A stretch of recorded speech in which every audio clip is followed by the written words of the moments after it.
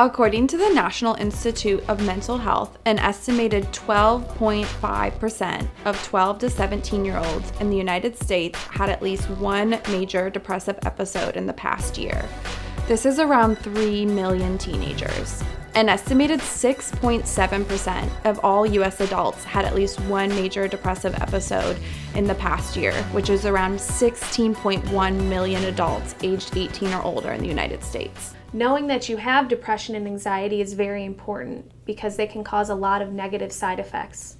Makes people sad, angry, confused, stressed out, and they don't know why. So in this video, you will see a variety of people who have dealt with depression or anxiety in some capacity. I hope that their stories and their words can guide you and help you identify the signs and symptoms of depression and anxiety. So how I would describe depression and how it feels is kind of like the Dementors in the Harry Potter. When they describe it, they say it like sucks all the happiness out of you. Like you feel like you'll never be completely happy again. Depression affects everyone differently, and people experience a variety of symptoms, from fatigue to feeling empty to constantly crying to suicidal thoughts and much more. Not everyone who's depressed experiences every symptom. Some people experience only a few symptoms, and others may experience many. Even just getting out of bed and brushing your teeth can just become an almost impossible task. Really, I feel empty, not much feeling at all, just hopelessness, sadness. Depression is one of the most common mental disorders in the U.S. Current research suggests that depression is caused by a combination of genetic, biological, environmental, and psychological factors. I felt like, it could never happen to me, but it did. A fear that you don't want people to know about your depression or your anxiety because they don't have it. They might just think you're weird or you're a freak or something. Let's look at the issue of depression and what it is and what it isn't. Because it's often easy to confuse a person who's down or depressed or just suffered a loss, lost their job, ended a relationship, or had a disappointment in life. It's easy to confuse that with what we call clinical depression, which is a different animal. I couldn't get out of bed all weekend. I just had no desire to move. I just felt kind of empty, but also very sad and down. Depression feels like being alone all the time. You're completely secluded outside of everyone's world, so you're in your own world all the time, and you just can't escape. Depression in teens and teenagers is a different animal than it is in adults. When you see an adult depressed, they're usually mopey, and they're lethargic, and they don't look like they have a lot of interest in things. They might stay in bed all day. They might stay on the couch all day. I'm sure if you've seen an adult like a parent who's depressed and you ask them what's wrong, they'll say, I don't know what's wrong. I just don't feel right. Now, in teenagers, it's very different. When a teenager is depressed, often it's just the reverse. He gets very agitated. That is, he gets very anxious. Or she gets very angry and has outbursts of anger that seem to come from nowhere, that seem weird and strange and unexplained. And again, everybody gets angry, and kids get angry, teenagers get angry about all kinds of things, like a friend that didn't call when they should, a test that didn't go right. But if a teen is depressed, often there's, again, an ongoing anger that doesn't seem to relate to anything. It just seems to be there. They're angry all the time. In general, when I'm with people that I get along with, I can be really, really outgoing. And I guess from the outside, I can be good with strangers. And from the outside, I can be good at small talk. But I always found myself saying, I would be verbalizing to people, well, I don't really want to go to that because there's going to be a ton of new people and I don't know how to handle that. I'm constantly thinking of the consequences or how a decision I make is going to end up, and I don't want to make the wrong decision. Anxiety feels like mini explosions inside of myself, whether it's in my heart or my head. It's just hard to breathe, like I'm being kind of crushed.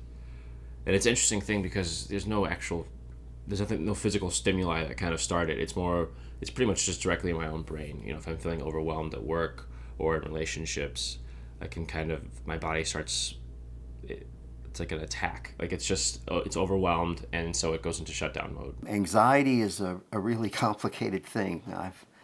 It's really hard to define it.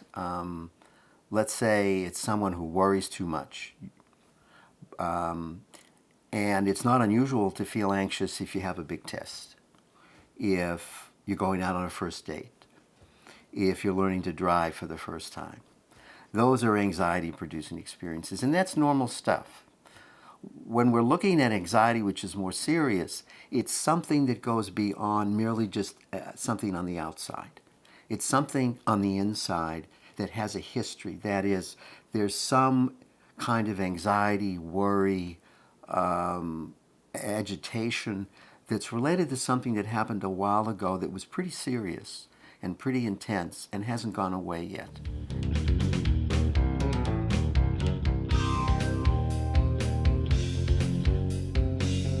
I think I first realized when my friend had anxiety when she would come to me crying about situations that seemed that she should be able to handle by herself.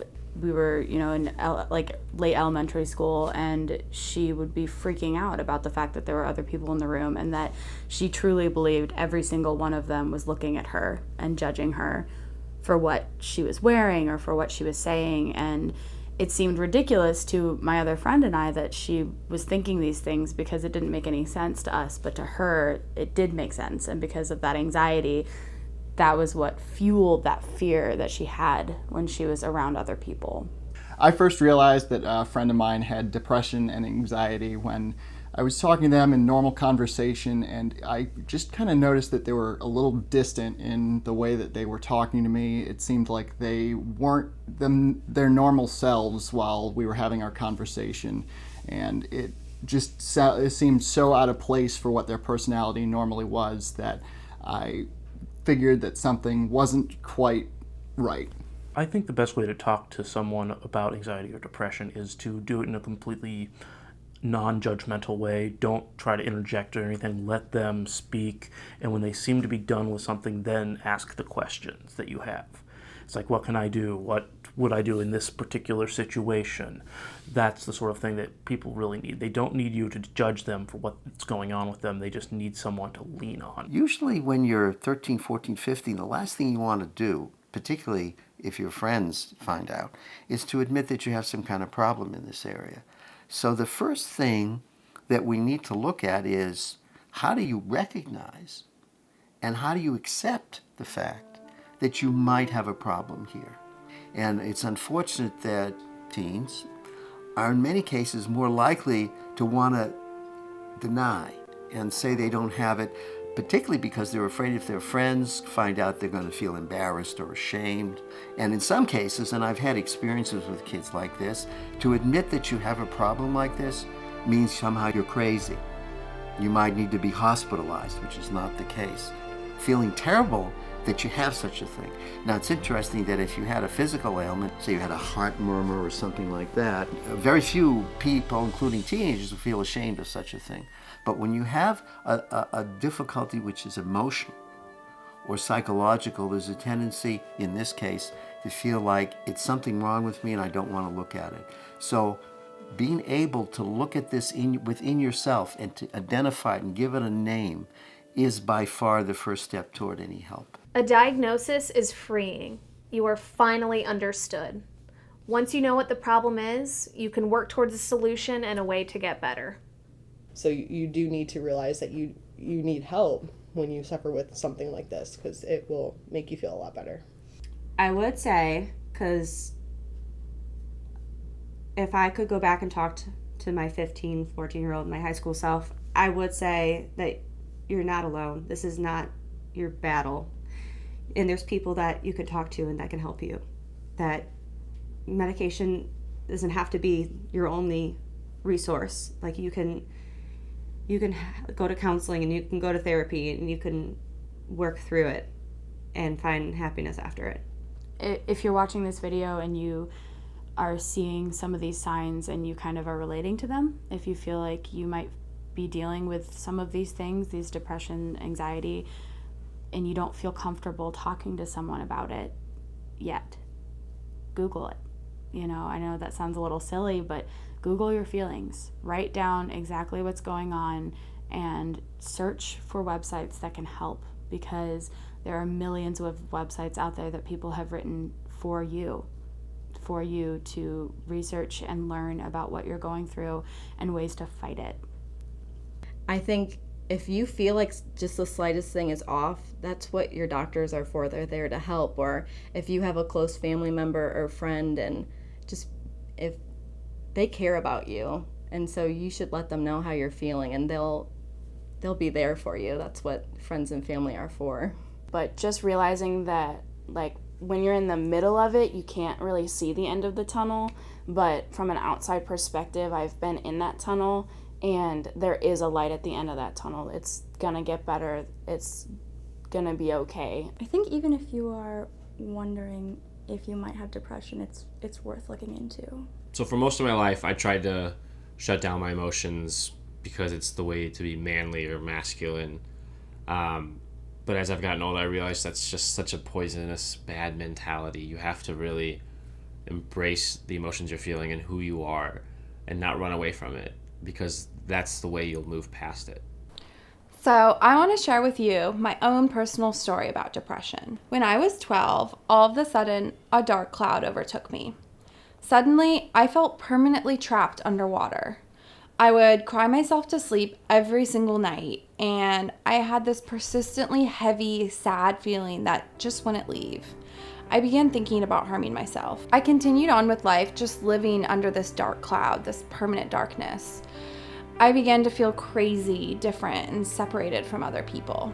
No one questioned me about this permanent mood shift, and I didn't say anything to anyone. I just assumed, well, this is how life is now. Carry on. This continued on throughout high school and into college. I performed in public and fell apart in private. Outwards to the world, I had it all together, but inwards, I wanted nothing more than to be dead. Later, during graduate school, I completely fell apart. I spiraled into a dark hole, and I was unable to pull myself out of it. I stopped sleeping. Instead, I would lay awake all night thinking about how much I hated myself. I became terrified of myself. I literally became my own worst enemy. A simple task like driving my car to class would result in me telling myself that I needed to crash my car because the world would be so much better off without me. I would walk across campus and then quite literally just be too exhausted and sad to walk back to my apartment. I'd sit for hours just trying to will myself to get the energy just to walk a few blocks. I felt like I was living in a body that was healthy and wanted to live, but with a mind that was sick and wanted to die. The very act of being alive was painful. Every inch of my body hurt, excruciating pain, and I really felt like I was the worst person in the world. I continued on in graduate school, once again outwardly thriving and inwardly miserable. One day someone said to me, "Hey, I think you have depression." And I said, "Oh my gosh, no, I don't. This is just me. This is just the way I am." And they said, "No, I really think you have depression." So I thought about that, and I went home later that day and Googled something like depression or depression symptoms. And a forum came up on Reddit that I clicked on. And people there had written about having depression and how it feels and all these experiences about being a person that is living with depression. That was a completely life-changing moment for me. Just to realize that there was all these other people out there writing about these same intensely personal experiences that I felt, and then identifying these as depression. It was the first time in my life that I realized that these were all symptoms of something larger. One thing, depression. One of the hardest moments of my life was deciding that I really needed to get help for this. Margaret has suffered with depression and anxiety since her early teens. She decided to make a film to help others with these serious conditions recognize it, and to let them know they are not alone. She wanted to show people who suffer from these diseases some possible ways to get help. And if you have a friend or loved one who may have depression and/or anxiety, she wanted to show you how to recognize the symptoms and the best way to respond to someone when they are feeling depressed or anxious. Margaret suffered from depression and anxiety since her early teens and wanted to make a film to help others. Her goal was to show teenagers who suffer from these diseases that there are ways to get help and that they are not alone. Margaret wished that she had understood her depression in middle school and high school and had been able to reach out for help at an early age. Sadly, shortly after filming completed, Margaret spiraled back into a depression she was not able to overcome. She took her own life at the age of 26. My name is Robert, and Margaret was my sister. My sister was a compassionate person who cared deeply about others. Although she was ultimately not able to deal with her depression, this project was Margaret's passion, and those who love her wanted to complete this film so her message could be heard. It was her hope, as it is ours, that this film will help someone who is suffering get the help they need. Although my family misses my sister every day, we hope this film can help you identify the symptoms, signs, and ways to get support for anxiety and depression. And please, if you or someone you love is hurting, reach out and talk to someone. There are people out there who care about you and truly want to help, but they need to know you're struggling.